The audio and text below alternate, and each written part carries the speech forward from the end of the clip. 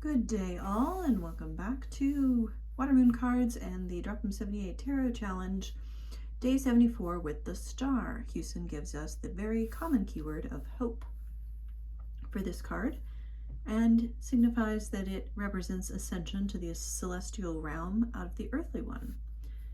And he acknowledges that there are many different images to represent the star, including the star announcing the birth of Jesus. So we would have someone mounted on a horse or a camel looking up at the sky in that case.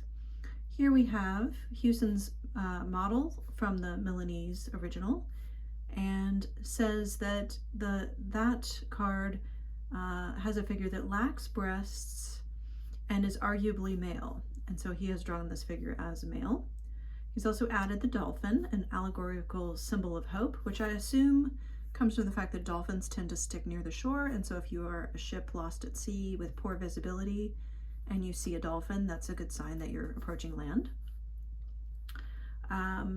And allegorically, this card signifies morning twilight, rebirth, promise to healing and regeneration, and reversed, still hope, but in a lessened sense. The detail I picked out is just that I like the way that the water is drawn here. It's sort of an Art Deco rendering of the way that water swirls around itself. I think that's kind of cool. For my day, I had a pleasant day at home. I didn't accomplish very much, but I did some contemplating instead. And for my discovery, Waite has pointed out specifically that the stars here, there are 8 of them in total, and that they all have 8 points. So that seems to be significant for him. I think it doesn't quite refer to the number 8, but it is linked with the infinity symbol on the Magician and the Strength card in his deck. And he says that this figure is pouring out the water of life, irrigating sea and land, and that it represents waters of life freely and gifts of the spirit. And he refers to the tawdry explanation of this being hope, so he does not like that.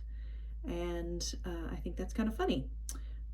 Instead, he says this figure is truth unveiled, the great mother in the Kabbalistic Sephira, Bina, which is supernatural understanding, and who communicates to the Sephiroth below in the measure that they can receive her influx. So teaching at the level that the person you're teaching to can understand, which is a cool concept.